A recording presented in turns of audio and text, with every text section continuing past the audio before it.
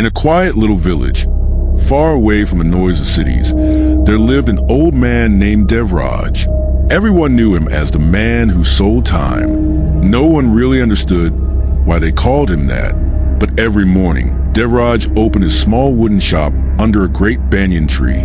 The air always smelled of almonds. The sunlight was golden, and somehow, time seemed to move a little slower around him. Inside his shop, rows of glass jars lined the shelves, each one filled with shiny brown almonds. Children often peeked to the window and laughed. "Grandpa Devraj, do you really sell time?"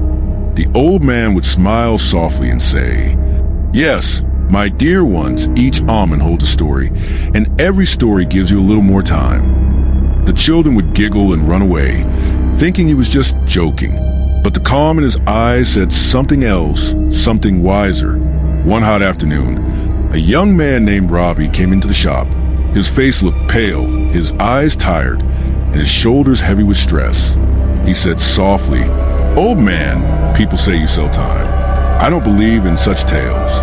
But if you can, please sell me some. I'm running out of time." Devraj looked up from his chair and smiled kindly. "What is your time running away from, my boy?" Ravi sighed deeply. "I work day and night.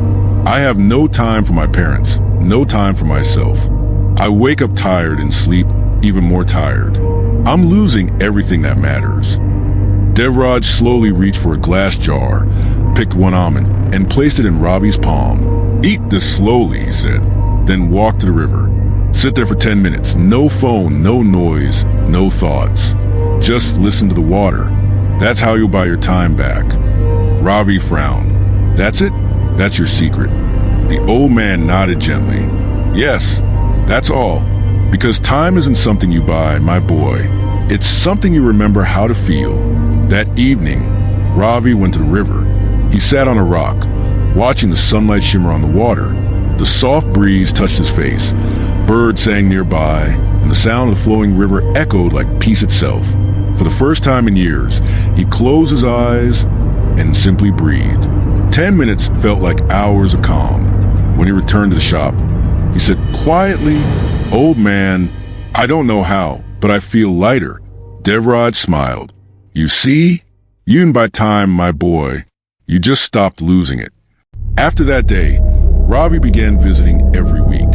Each time, Devraj handed him one almond and one small task. Talk to your mother for 10 minutes. Watch the sunset without thinking of tomorrow. Help someone without expecting anything in return. Each almond carried a lesson. Each act gave him back a little more time. One evening, as the sun dipped behind the hills, Ravi finally asked, "Grandpa, why almonds? Why not something else?" Devraj chuckled softly. "When I was young," he said, "I was impatient, always running after everything. My father once told me, 'Son, soak almonds every night and eat them in the morning, not just for strength, but to learn patience.' He said, 'Good things like soaked almonds take time to soften.' I didn't understand it then, but when I grew old, I finally did." Time went on. Days turned into months. The village grew busier, new roads, new people, but Devraj's little shop never changed. Until one morning it didn't open. Ravi came to visit, wondering why. He found the door locked, and hanging on it was a small wooden sign that read, "Time cannot be sold anymore. It has been fully spent." Ravi's heart sank. He pushed open the door and stepped inside. The shop was quiet. On the counter stood one jar, half filled with almonds, and beside it, a folded note. He picked it up and read, "My dear boy, when you learn to give your time to others, to listen, to care, to love, you no longer need to buy it. Remember me when you eat your last almond." Ravi stood there silently, tears filling his eyes. He took the remaining almonds and went behind the shop, where he dug a small hole and planted them in the soil. Days passed, then weeks, and after many months, the small sapling appeared. It grew slowly but surely into a tall, beautiful almond tree. People from the village began coming there to rest under its shade, to talk, to share stories, and they called it the Tree of Time.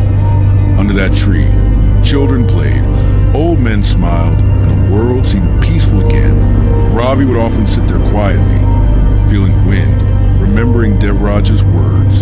The old man who once sold time had given his village something far greater, the wisdom to spend it well, because time is like an almond, small, simple, easily forgotten.